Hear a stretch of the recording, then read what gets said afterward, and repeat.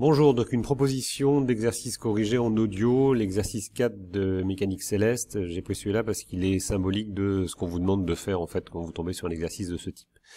Donc notamment, on va vous demander de montrer que si une orbite est circulaire, le mouvement est uniforme.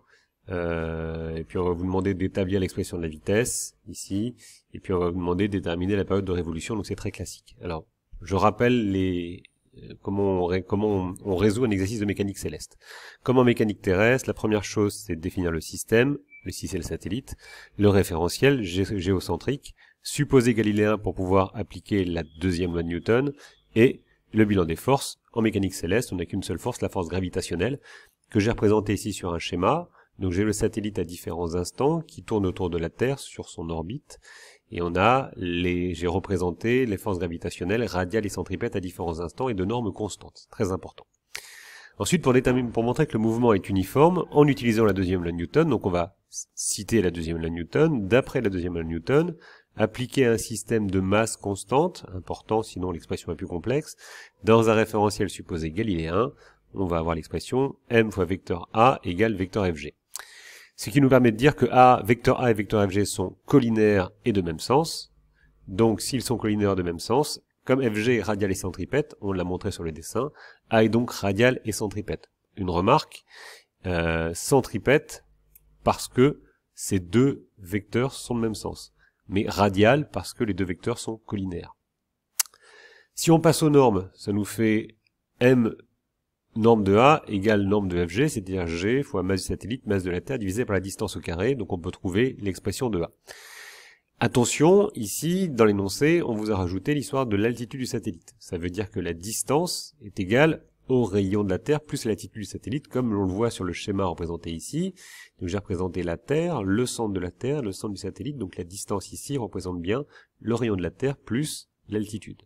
Conclusion, on va remplacer D dans cette expression par RT plus H, on obtient cette expression-là. MT c'est la masse de la Terre, c'est constant, G c'est une constante, pas de problème, RT c'est le rayon de la Terre, c'est constant, et H est une constante. Pourquoi? Parce que la trajectoire est circulaire. Sinon, si on avait ici une trajectoire elliptique, H ne serait pas constant et on ne pourrait pas avoir de mouvement uniforme. Donc, grâce à la trajectoire circulaire, on peut en déduire que A est constant, la norme de A. Conclusion, le vecteur A est radial, centripète, deux normes constantes, on a bien un mouvement circulaire uniforme. J'attire votre attention sur le fait qu'en mécanique céleste, on est passé par cette méthode-là, on n'a pas utilisé de projection des vecteurs A et Fg, alors qu'en mécanique terrestre, c'est ce qu'on fait. Donc faites attention à ne pas confondre les deux méthodes. Pas de projection de vecteurs, pas de AX et AY, quand on est en mécanique céleste. Ensuite, on nous demande de trouver l'expression de la vitesse.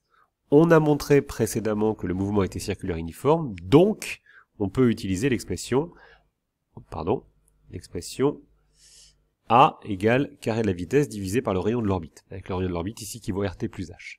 Donc on va pouvoir injecter cette expression dans cette expression, c'est-à-dire on remplace A par son expression V2 sur RT plus H ici, et à partir de cette nouvelle expression, on va déterminer la valeur de la vitesse. Je vous laisserai y réfléchir. Dernière chose, on vous demande de déterminer la période.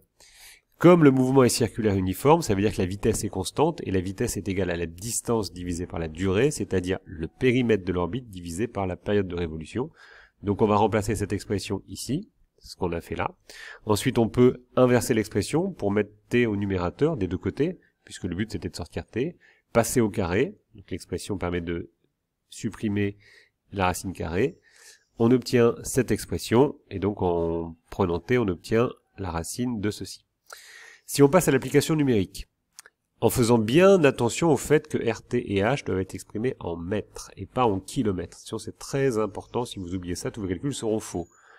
La masse en kilogrammes, les distances en mètres. On trouve à peu près 42 626 secondes. On convertit ça en heures, en divisant par 3600, on trouve 11,8 heures. Ce qui veut dire qu'il faut 11,8 heures au satellite pour effectuer le tour de la Terre, selon son orbite. Conclusion, en 24 heures, le satellite fait bien 2 fois le tour de la Terre, c'était la question qui nous était posée.